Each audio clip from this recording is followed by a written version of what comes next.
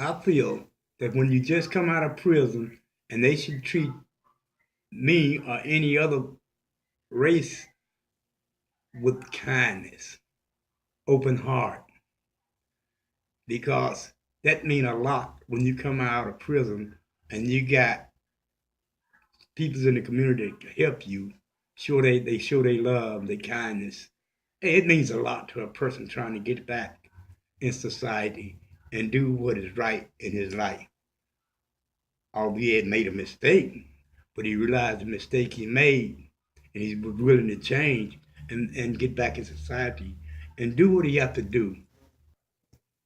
All right. So, One of the things, just pulling from my own personal experiences as an at-risk youth, a former at-risk youth, is stability. I think one of the obstacles that we face making the transition back into the community is that when you're 17 years old, there aren't many opportunities or alternative housing opportunities. And when you don't have any alternative housing opportunities, it opens you up to many other alternatives.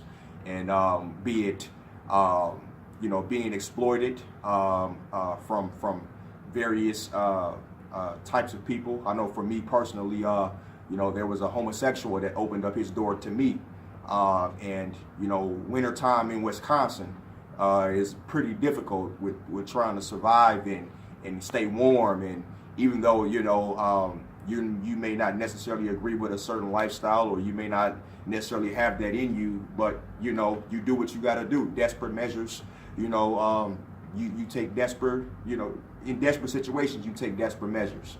And so to eliminate that whole desperate element from a person's life, we're trying to make the adjustment or make the readjustments back into society. It's important that they have some type of stability, some type of alternative housing, where if we don't have these put aside for them, what will happen is, the streets will open up and they will provide different alternatives and options for them. And then it leaves a person who at a young age that really don't have much experience in the streets other than, what his environment has taught him. It leaves him open and under attack for the enemy to kind of do what it is that he desired. And, as a black man, it was difficult for me because, I have one strike against me already, unfortunately, in America already, and I didn't even ask for that strike. And that's just simply because I'm a black man, and two, if I'm not properly educated or I have not made the proper decisions to be able to propel me or move me forward in life, unfortunately, when you make a mistake, you don't have to be in California to have a third strike.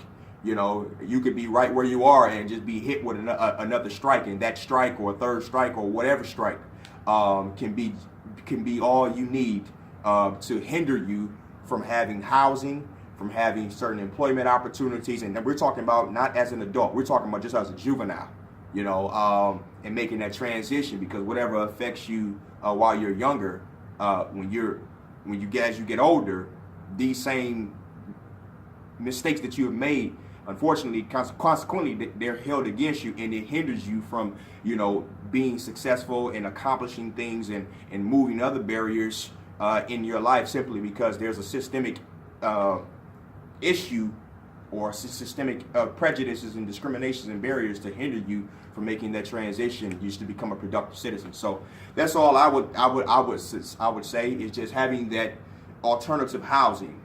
To where a young person who doesn't have much experience or don't have many resources or many options, they don't have to kind of figure out. They don't have to latch on to desperate things just to be able to survive. Because we want to get them out of survival mode into just being stable to where they can just be successful. So that's my take on it.